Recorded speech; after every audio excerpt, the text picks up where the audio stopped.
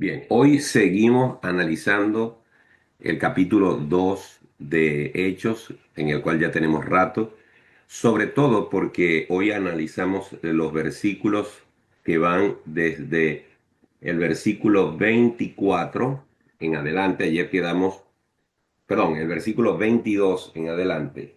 Ayer quedamos en el versículo 21 donde dice, y todo aquel que invocare el nombre del Señor será salvo. Y concluíamos nuestro estudio ayer diciendo que ese versículo indicaba que la salvación estaba dispuesto a todo aquel y a toda aquella, de todo lenguaje, de toda nación, de toda lengua, que acuda al Padre Celestial y pida la salvación en el nombre de Jesús, es decir, que pueda poner su confianza en el Señor Jesucristo. Luego que Pedro hace esta declaración que no es otra cosa que una referencia a la palabra de Dios en el Antiguo Testamento, en especial al libro de Joel, entonces el hermano Pedro se dirige a la congregación en una disertación. El primero invoca la palabra de Joel como base de lo que va a decir. Y esto es un principio de la predicación cristocéntrica. Este es un principio de la predicación bíblica. No es mi opinión, no es lo que yo quiera decir porque pensé en eso. Primero Pedro pone como base de su predicación el cumplimiento de la profecía de Joel, que es palabra de Dios en el Antiguo Testamento, y ahora va a hacer su disertación. Y en el versículo 22 dice, varones israelitas, oíd estas palabras. Dos puntos. Jesús Nazareno. Jesús se presentaba comúnmente con este título, Jesús Nazareno, Jesús de Nazaret, como una muestra de que era un hombre de esa ciudad, la ciudad de Nazaret, o que por lo menos allí se había criado, ¿verdad? Y era una referencia a sus orígenes humildes y sencillos. Él no era un hombre de una ascendencia o antepasados que tenían poder o que tenían una nobleza, sino que era un simple carpintero de la ciudad de Nazaret. Y dice Jesús Nazareno, varón aprobado por Dios entre vosotros con las maravillas, prodigios y señales que Dios hizo entre vosotros por medio de él. Es importante tomar en cuenta que así como Lucas está presentando y Pedro está mencionando, Lucas porque registró lo que Pedro dijo, pero así como Pedro está mencionando que Jesús es un hombre sencillo, humilde de Nazaret, inmediatamente dice, sin embargo, este hombre no era un hombre cualquiera, es un hombre aprobado por Dios con milagros, con prodigios, con señales. Es muy importante para Pedro dejarles saber a los israelitas que lo están escuchando que Jesús tenía el respaldo de su Padre Celestial. Recordemos a Jesús cuando en varias ocasiones llegó a decir, por ejemplo, palabras como estas: si no hago las obras de mi Padre, no me creáis, mas si las hago, aunque no me creáis a mí, creed a las obras para que conozcáis y creáis que el Padre está en mí y yo en el Padre. Estas eran palabras que el Señor Jesús decía en su estancia y en su ministerio terrenal cuando los judíos no le querían creer. También en otra ocasión Jesús dijo en Juan 14, creedme que yo soy en el Padre y el Padre en mí. De otra manera, creedme por las mismas obras. Y también Juan 5:36 dice, las obras que el Padre me dio para que cumpliese, las mismas obras que yo hago, dan testimonio de mí. Es decir, esto que está diciendo Pedro es que este Jesús que ministró sobre la tierra estaba respaldado por las obras y portentos poderosos del Dios celestial. Por lo tanto, lo que está tratando de transmitir Pedro por el poder del Espíritu Santo a la congregación, a la multitud que se ha agolpado, es presentar evidencias de que Jesucristo era el Hijo de Dios. Y dice allí, como vosotros mismos sabéis, es decir, ustedes no deberían de tener dudas de que Jesús estaba respaldado por su Padre Celestial. Versículo 23, a este a este que estaba respaldado por Dios, entregado por el determinado consejo y anticipado conocimiento de Dios, prendisteis y matasteis por manos de inicuos, crucificándole. Este versículo significa muchas cosas. Este versículo, en primer lugar, muestra algo importante. Jesucristo fue entregado, Jesucristo fue vendido, Jesucristo fue torturado, castigado, latigado, humillado hasta lo sumo, como dice Filipenses, pero no fue algo sorpresivo, no fue algo que se escapó del plan de Dios. Dice el pasaje que esto sucedió por el determinado consejo y anticipado conocimiento de Dios.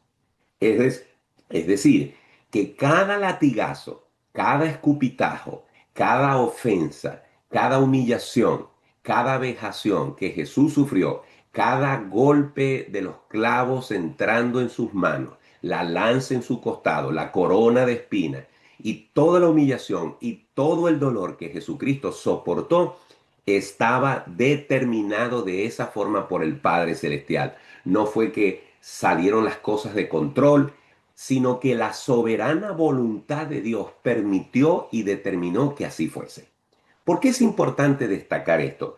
Porque casi siempre nuestra inclinación es pensar que Dios siempre quiere que todo nos salga bien, que todo sea bonito, que no suframos, que no tengamos problemas. Y muchas personas venden el Evangelio como la panacea, como la solución total y absoluta de nuestros problemas terrenales, cuando no, la soberanía de Dios está mucho más allá de eso. La soberanía de Dios puede permitir que tengamos tiempos y temporadas de refrigerio, pero también nos puede permitir pasar por el horno de la prueba y del fuego si Dios tiene un propósito mayor detrás de eso. Cuando Jesucristo pasó por todo este sufrimiento y todo este dolor injusto, porque Él era el santo, Él era el perfecto, Él no tenía por qué pasar por eso, ese era el precio que había que pagar para que tú y yo no viviéramos ese infierno, para que tú y yo no viviéramos esa cruz. Él tuvo que sufrirlo en su propio cuerpo para permitirnos a nosotros saltarnos esa parte y ser justificados por su sacrificio. El propósito de Dios era superior a su sufrimiento. Hermano, hermano y hermana, y cuando tú estás pasando muchas veces por circunstancias difíciles, ya sea que te las buscaste tú, o ya sea que Dios las permitió en tu vida, Dios está usando ese horno, Dios está usando esa tormenta, Dios está usando ese desierto porque tiene un propósito mayor contigo y es seguir fortaleciendo y perfeccionando tu fe. Ya Dios hizo lo mayor que podía hacer por ti y es que te dio a tu hijo a su hijo Jesucristo. Así que nada de lo que está pasando en tu vida es una casualidad. Dios así lo ha determinado, Dios así lo ha permitido, Dios tiene un plan y un determinado consejo para ti. Pero otra cosa interesante de este versículo, y por eso es que este pasaje es tan rico y no sé si lo voy a poder terminar hoy, es que el apóstol Pedro no se anda por las ramas. A veces cuando los predicadores tenemos que subirnos al púlpito y predicar el consejo de Dios y predicar la palabra de Dios, sentimos un poquito de temor de decir las cosas que tenemos que decir cuando son duras, porque no sabemos cuál va a ser la reacción de los que están escuchando el sermón. Pero si lo que estamos diciendo, por muy duro que sea, es palabra de Dios, tenemos que tener el valor de decirla. Y Pedro no se anduvo por las ramas. Ustedes, varones israelitas, ustedes decidieron entregar, prender y matar al Hijo de Dios. Es una acusación seria, es una acusación dura. Yo me imagino el hecho de que tú estés en una iglesia y que el predicador desde el púlpito diga que tú eres el responsable de que Jesús haya muerto en la cruz, tú eres el culpable, de una u otra manera tú contribuiste a su muerte. Resulta ser duro, pero eso es lo que la Biblia dice. Nosotros, los que pecamos, hicimos de una u otra forma que Jesús fuese pagara por nuestros pecados. Dice la Biblia, el que no cometió pecado, por nosotros fue hecho pecado para que nosotros pudiéramos tener vida eterna. Entonces, lo que quiero destacar es que Pedro no fue, no edulcoró, no endulzó. Él fue al punto. Vosotros prendisteis y matasteis por medio de las manos de inicuos. ¿Por qué? Porque aunque materialmente quienes mataron a Jesús fueron los romanos, todo eso fue el resultado de la confabulación, del odio y de la maquinación de las mentes de los líderes judíos. Y dice el versículo 24, sin embargo, a este Jesús Dios lo levantó, suelto los dolores de la muerte, por cuanto era imposible que fuese retenido por ella. La muerte no tiene victoria sobre Jesús porque Él es el autor de la vida.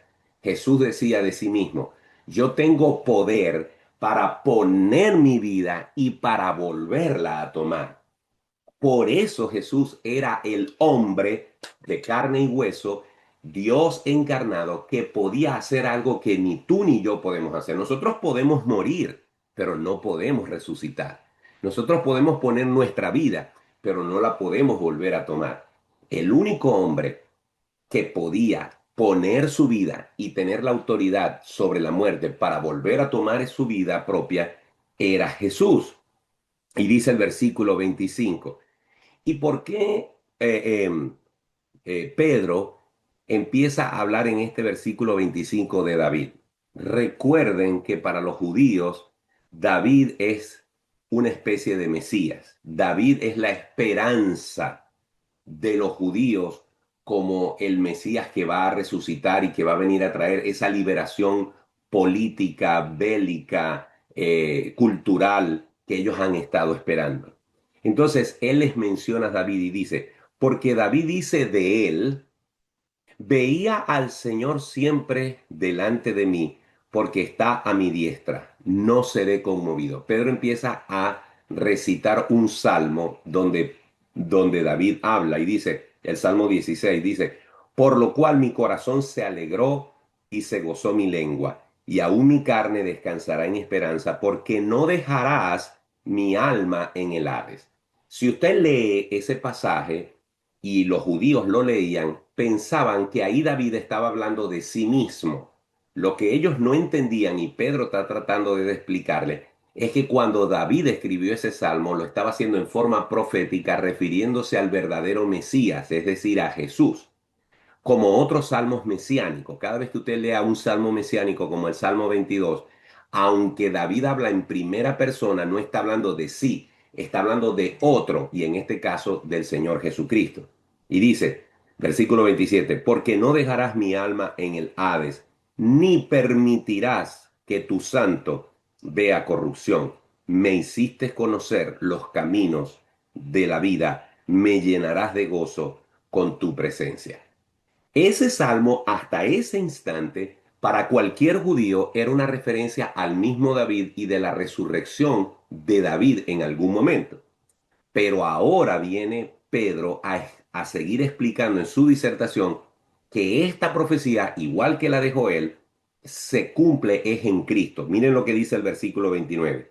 Varones hermanos, se os puede decir libremente del patriarca David que murió y fue sepultado, y su sepulcro está con nosotros hasta el día de hoy. ¿Qué quiere decir eso? Que si ustedes van a donde está la tumba de David, ahí están sus huesos. Si van a donde fue enterrado David, ahí están los huesos y los restos de David, porque David, su cuerpo, sus restos humanos siguen en ese lugar. Por lo tanto, la resurrección no se puede referir a David, el rey, sino a otro, que en este caso es Jesús. Y dice el versículo 30, pero siendo profeta y sabiendo que con juramento Dios le había jurado que de su descendencia en cuanto a la carne levantaría al Cristo para que se sentase en su trono, viéndolo antes, habló de la resurrección de Cristo. Pedro no puede ser más claro. Pedro les está diciendo, ese pasaje del Salmo no se refiere a David, se refiere a este Cristo del que yo les estoy hablando, se refiere a Jesús Nazareno y dice que su alma no fue dejada en el Hades. El Hades aquí equivale al Seol que es el lugar en el Antiguo Testamento donde iban los muertos a morar temporalmente. Y dice, ni su carne vio corrupción. Es decir, Jesucristo fue levantado de la tumba al tercer día. Dice el versículo 32, a Jesús resucitó Dios, de lo cual todos nosotros somos testigos. Aquí es importante decir algo que ya hemos dicho, que vamos a decir ahora y que seguiremos diciendo. Toda predicación debe mencionar, resaltar directa o indirectamente la resurrección de Cristo. Toda predicación evangélica, toda predicación cristiana, toda predicación cristocéntrica tiene que tener como elemento fundacional la resurrección de Jesús. ¿Por qué? Porque el evangelio no tiene sentido si no resaltamos la resurrección de Cristo. Si Jesús no hubiese resucitado, su filosofía de vida no sería más importante que la de Buda, no sería más importante que la de Mahoma, no sería más importante que la de Confucio. Lo que hace a Cristo estar por encima de cualquier otra filosofía humana es que Él no solamente hizo milagros, no solamente sanó, no solamente liberó, no solamente habló de amor, no solamente hizo cosas maravillosas, sino que Él se levantó de la muerte. Y Pedro le está diciendo a esa congregación llena de judíos infieles, de judíos impíos, judíos que habían crucificado al Maestro, les está diciendo, ese al que ustedes prendieron y ustedes castigaron y ustedes hicieron que lo crucificaran, nosotros somos testigos de que Él se levantó de la tumba y que en Él se cumplió la profecía de David. Y dice allí, así que, exaltado por la diestra de Dios y habiendo recibido del Padre la promesa del Espíritu Santo, esto, ha derramado esto que vosotros veis y oís. Pedro resume de una forma contundente la vida de Cristo, su padecimiento, el cumplimiento de la profecía en su resurrección, el testimonio de que ellos han sido testigos oculares de la resurrección de Jesús y ahora ese proceso, ese milagro de redención y de resurrección se completa cuando el Espíritu Santo viene a morar. Y lo que ustedes están viendo, dice Pedro, lo que ustedes acaban de escuchar, esta gente hablando sus idiomas y sus dialectos, no es otra cosa que la venida del Espíritu Santo y la completación de la administración del Señor sobre su pueblo. Dice el versículo 34, porque David no subió a los cielos, pero él mismo dice, dijo el Señor a mi Señor, siéntate a mi diestra hasta que ponga a tus enemigos por estrado de tus pies. Vemos cómo Pedro en toda su predicación está usando la palabra. Usa a Joel, usa el Salmo 10, usa el Salmo 16, usa el Salmo 110. Ahora, y con esto termino, versículo 36, sepa pues ciertísimamente toda la casa de Israel que a este Jesús, a quien vosotros crucificasteis, Dios le ha hecho Señor y Cristo. Creo que todos hemos visto en las películas que tienen que ver con juicios, cuando el abogado defensor o el abogado acusador expone sus motivos, ya sea para acusar al que va a ser juzgado o para defender al que está siendo juzgado. Y cuando hace su exposición de motivos y trata de convencer al jurado de que el acusado es culpable o es inocente según sea el caso, hace una exposición de motivos y al final hace un cierre.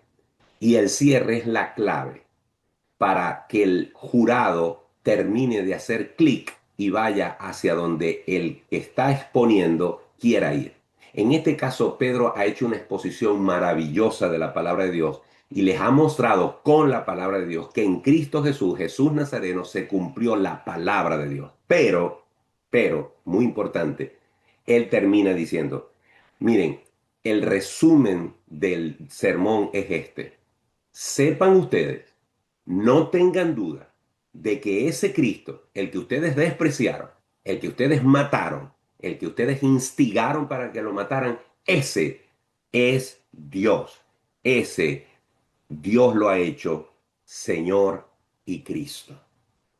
decir, ahora la pelota está en la cancha de los acusados.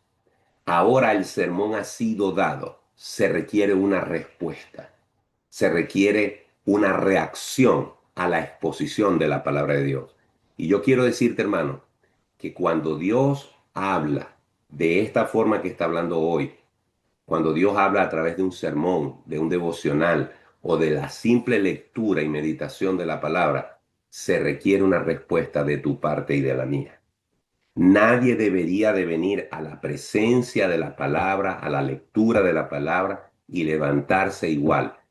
Todos nosotros tenemos que terminar preguntándonos qué quiere decir esto para mi vida y cómo voy a responder. Mañana veremos cómo esta gente respondió al discurso de Pedro. Bien, hermanos, lamento que nos hayamos extendido. Ayúdenme, colabórenme, estén preparados para hablar mañana en los primeros 10 minutos. Cuando vayamos a dar un motivo de oración, seamos breves, concisos. Cuando oremos, seamos breves y concisos para que esos 10 minutos nos alcancen para adorar al Señor, para poder dar nuestros motivos y poder usar los otros 20 minutos. Fíjense que ya hubo gente que creo que se tuvo que salir. Este para que podamos usar esos 20 minutos de la mejor manera. Que el Señor les bendiga y si sobre esto hay algo que decir mañana, me gustaría que tengan preparada su intervención. Que Dios les guarde. Amén, bendiciones.